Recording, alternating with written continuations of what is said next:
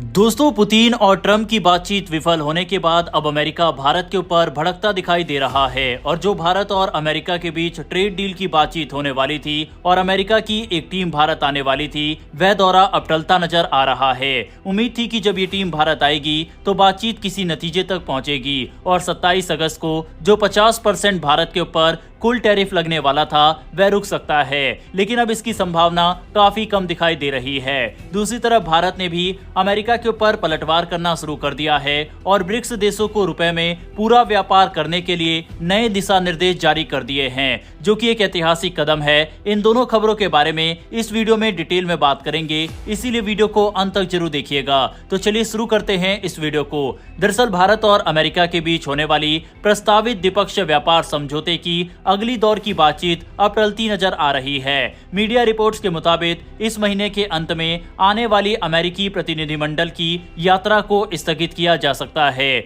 मूल योजना के अनुसार 25 अगस्त से 29 अगस्त तक छठा दौर होने वाला था, लेकिन अब ये मुलाकात आगे बढ़ सकती है। इससे पहले दोनों देशों के बीच 5 राउंड की बातचीत हो चुकी है। सभी को उम्मीद थी कि अगस्त के आखिरी हफ्ते में नई दिल्ली में अगला राउंड होगा, लेकिन आधिकारिक सूत्रों के अनुसार ये कार्यक्रम अब टल सकता है। इसकी वजह साफ है, दोनों देशों के बीच व्यापारिक तनाव तेजी से बढ़ रहा है। हाल ही में अमेरिका ने भारत पर कई तरह के अतिरिक्त व्यापारिक प्रतिबंध लगाए हैं। 7 अगस्त से भारतीय सामान पर 25% अतिरिक्त ड्यूटी लागू की गई। इसके अलावा अमेरिका ने यह भी घोषणा की है कि 27 अगस्त से एक और 25% टैरिफ लगाया जाएगा और इन दोनों को मिलाकर भारतीय निर्यात पर कुल 50% टैरिफ तक का भारी टैक्स लग जाएगा। ये सीधा झटका भारत के उन उद्योगों को लगेगा जो अमेरिका में बड़े पैमाने पर निर्यात करते हैं। वॉशिंगटन का तर्क है कि भारत लगातार रूस से कच्चा तेल और रक्षा उपकरण खरीद रहा है, इसी को वजह बनाकर अतिरिक्त शुल्क लगाए जा रहे हैं। लेकिन भारत ने साफ कर दिया है कि वह अपनी ऊर्जा सुरक्षा और रक्षा जरूरतों के लिए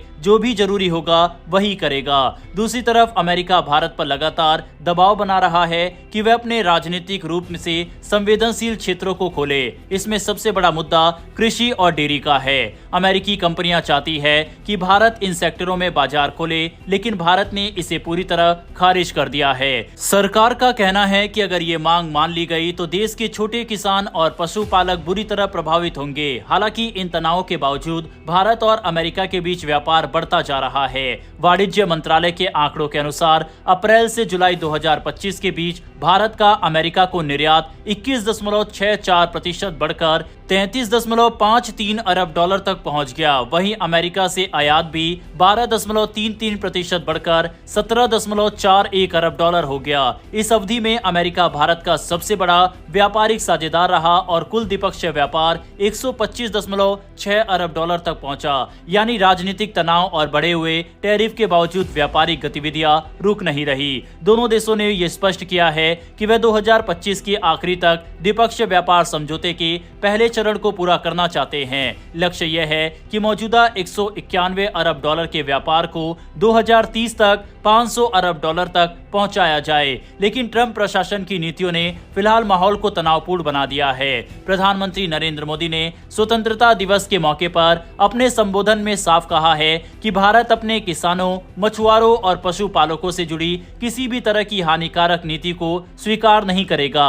उन्होंने कहा है कि सरकार स्थानीय उत्पादन को बढ़ावा देगी और छोटे किसानों को हर हाल में साथ देगी। मोदी का ये बयान एक तरह से अमेरिकी दबाव के खिलाफ ठोस संदेश है। भारत साफ संकेत दे रहा है कि वह कृषि और डेयरी जैसे क्षेत्रों में कोई समझौता नहीं करेगा, चाहे अमेरिका कितना भी दबाव बनाए। बढ़ते हमारी अगली खबर की तरफ, और ये खबर अमेरिका के लिए एक बड़ा झटका है। भारत ने दुनिया के सामने एक ऐतिहासिक कदम उठाया है। अमेरिकी डॉलर की पकड़ को चुनौती देते हुए भारत ने अब ब्रिक्स देशों को ये विकल्प दिया है कि वे अपने पूरे व्यापार को भारतीय रुपए में कर सकते हैं। यानी अगर कोई देश भारत से सामान खरीदना चाहता है तो उसे पहले डॉलर में बदलने की जरूरत नहीं होगी। अब वह सीधे भारतीय रुपए में लेन देन कर पाएंगे। भारतीय रिजर्व बैंक ने हाल ही में बैंकों को निर्देश जारी किया है कि वे बिना किसी अतिरिक्त मंजूरी के ज्यादा से ज्यादा वोस्त्रो अकाउंट्स खोले। ये वो खाते होते हैं जिनमें विदेशी कंपनियां या बैंक भारतीय रुपए जमा कर सकते हैं और फिर उसी से व्यापार का निपटारा कर सकते हैं। उदाहरण के तौर पर अगर ब्राजील भारत से दवा या तकनीक खरीदना चाहता है तो उसे डॉलर इस्तेमाल नहीं करना पड़ेगा। ब्राजील अपने बोस्ट्रो अकाउंट में रुपए रखकर सीधे भुगतान कर देगा। ये कदम ऐसे समय पर उठाया गया है जब हाल ही में अमेरिकी राष्ट्रपति डोनाल्ड ट्रंप ने भारतीय सामान पर 50% तक का भारी टैरिफ लगा दिया है।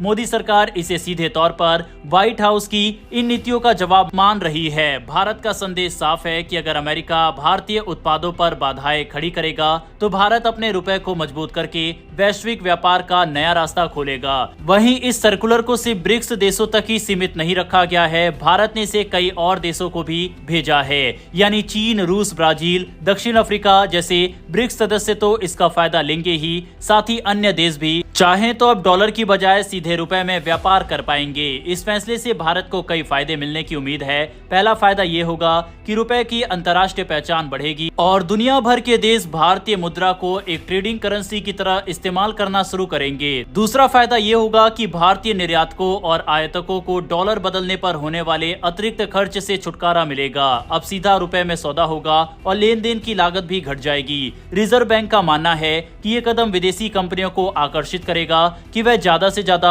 रुपए भारत में लाए। इससे घरेलू एक्सचेंज रेट मजबूत होगा और रुपए की वैल्यू भी स्थिर रहेगी। जब बड़ी मात्रा में रुपए विदेशों से भारत आएंगे तो इससे भारतीय अर्थव्यवस्था को मजबूती मिलेगी और डॉलर पर निर्भरता घटेगी। भारत का ये मॉडल वैसे ही है जैसे दुनिया के बड़े बैंक्स आपस में कॉरेस्पॉन्डेंट बैंकिंग का इस्तेमाल करते हैं। फर्क बस इतना है कि यहाँ अमेरिकी डॉलर की जगह भारतीय रुपए इस्तेमाल होगा, यानी लेन देन की प्रक्रिया आसान होगी, लेकिन सभी कंपनियों और बैंकों को KYC नियमों का पालन करना होगा ताकि ट्रांजैक्शन पारदर्शी और सुरक्षित बने रहे।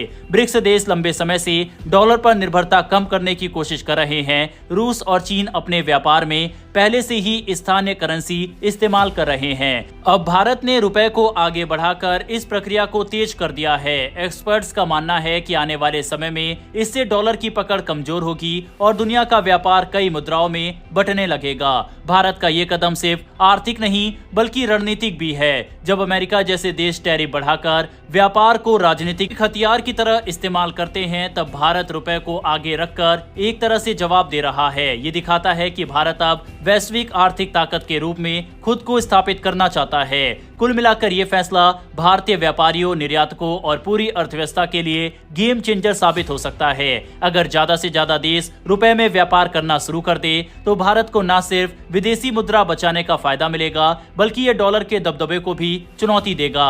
आने वाले समय में ये देखा जाएगा कि कितने देश इस योजना में शामिल होते हैं और रुपए को अंतर्राष्ट्रीय स्तर पर अपनाते हैं। बहरहाल दोस्तों, अमेरिका के साथ जिस तरह से भारत की व्यापारिक लड़ाई अब काफी आगे निकल चुकी है, इसके ऊपर अपनी राय कमेंट बॉक्स में लिखकर बताइएगा। साथ ही भारत ने जो ये नया तरकीब अपनाया है डॉलर को बाईपास करने के लिए और जो RBI ने ये नए दिशा निर्देश जारी किए हैं, इस पर भी अपनी राय कमेंट बॉक्स में लिखकर बताइएगा। अगर ये इन्फॉर्मेशन और वीडियो आपको पसंद आई हो तो मेरी एक छोटी सी रिक्वेस्ट है कि नीचे दिए गए सब्सक्राइब बटन को प्रेस कर बेल आइकन को दबा ले, जिससे हमारी डेली ऐसी वीडियो आप तक सबसे पहले पहुंच सके। फिर मिलेंगे ऐसी एक नई वीडियो के साथ। धन्यवाद। जय हिंद, जय भारत।